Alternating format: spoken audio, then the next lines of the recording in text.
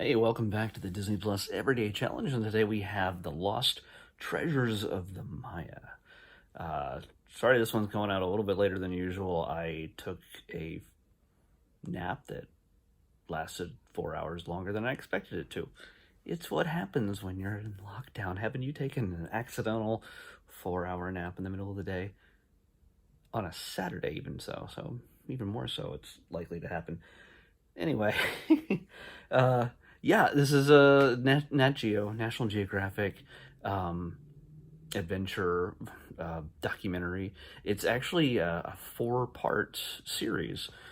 So far, I'm guessing I only watched the first episode again because everything was running kind of late tonight. But yeah, it's it's this guy. Why is his name avoid me now? It's Alan, I think. Come on, Alan. Let me should should have done Albert. Albert Lin.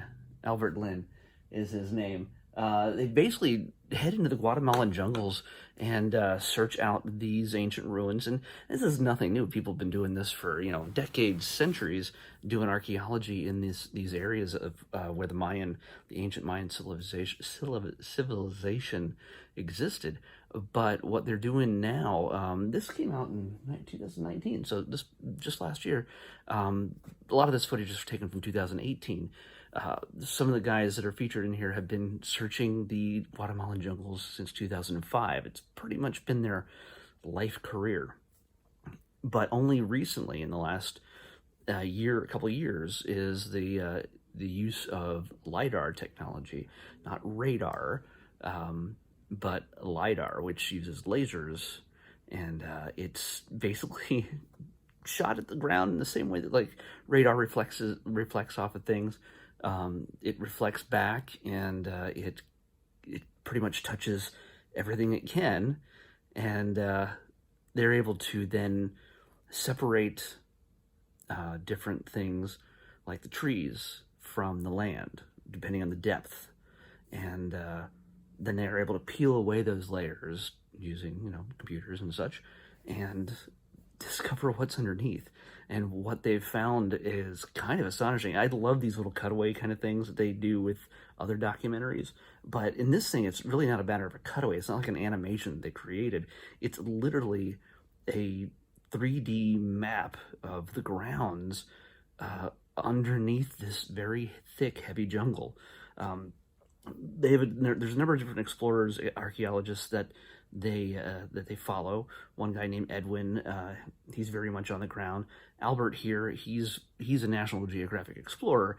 But it's not, Guatemala isn't his full-time thing. People like Edwin and a few other guys, it's their full-time exploration path, I guess. It's where they're focused. But yeah,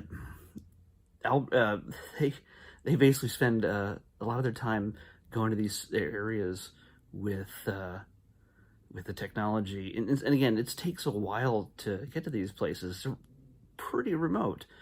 They go by boat, by plane, by helicopter, even by car, until they run out of road, and it's a lot of it involves them having to walk through harsh, thick jungles in oppressive heat, dangerous creatures at every turn, and yes, of course, they build up the drama a little bit here and there in the way they describe things throughout the thing, yes, to make it more exciting and interesting. But for the most part, yeah, this is untouched land for thousands of years.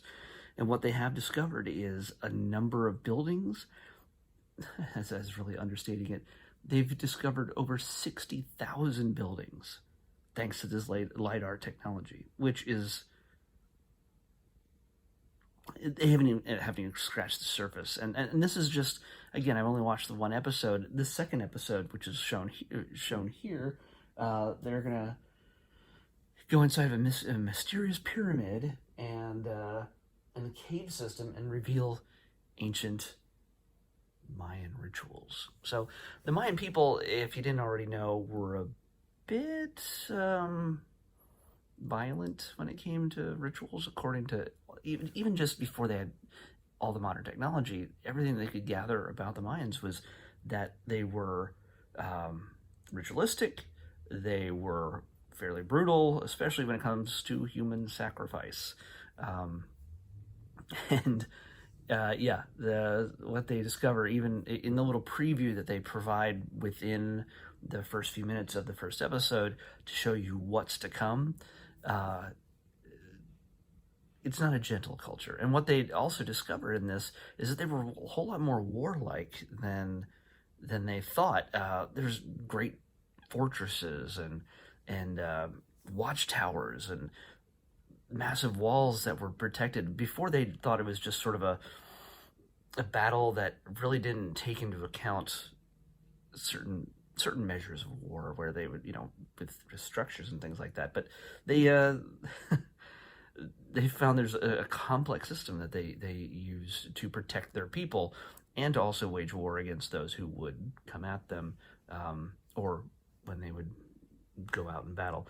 But yeah, a lot of this, what they found here, has changed their minds incredibly about how they waged war, and it's kind of really super fascinating if you're into that kind of thing. I mean, if you're not, yeah, this is not your this is not going to be your thing.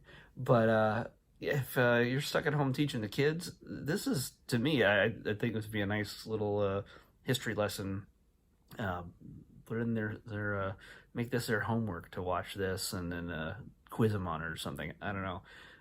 But yeah, there's going to be a lot more stuff to come in the next 3 episodes.